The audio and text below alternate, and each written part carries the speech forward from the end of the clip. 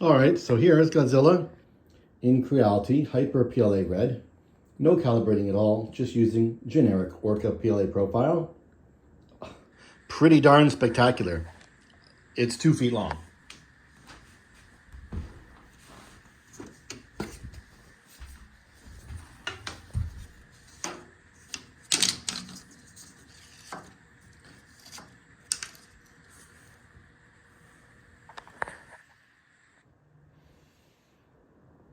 Yeah, it's big.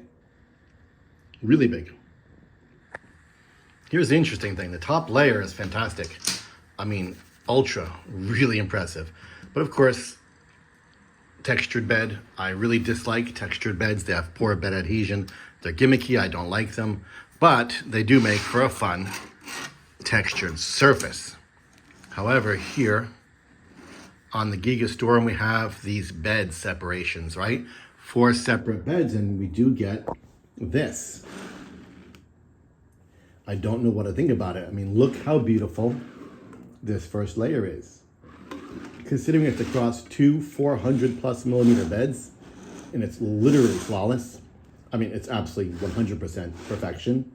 It's so disappointing, but I guess it's just a side effect of the technology, of the size of this printer, and the way it goes about getting that print size is multiple beds. What's interesting is while you can see it clearly on camera and it looks, you know, a little jarring, the reality is it's very small and you can barely feel it.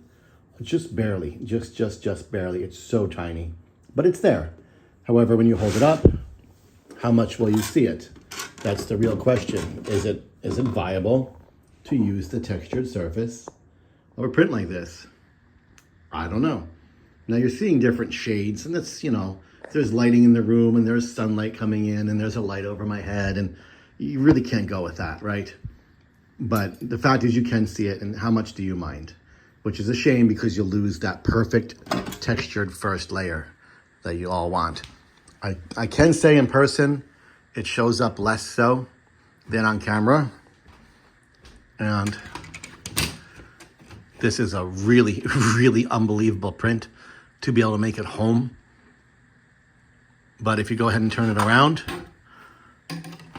that top layer, quite honestly, is good enough that I would use it. And that top layer does not have that seam. The top layer is all the way through.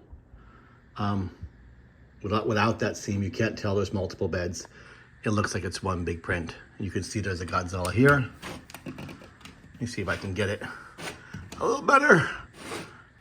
So there's a Godzilla there, and then there's a Godzilla, of course, the entire thing. So it's Godzilla inside Godzilla, and I'm pretty darn impressed. This thing's super cool. Nice job with the Elegoo Giga Storm.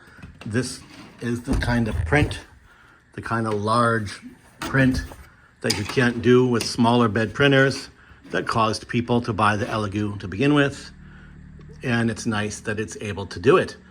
Imagine getting a first layer this big on like an Ender 3 Pro and whatnot back in the day. You'd have to be a really skilled, knowledgeable user like myself, I guess, to get a good first layer this big. And even still, it'd be kind of tough.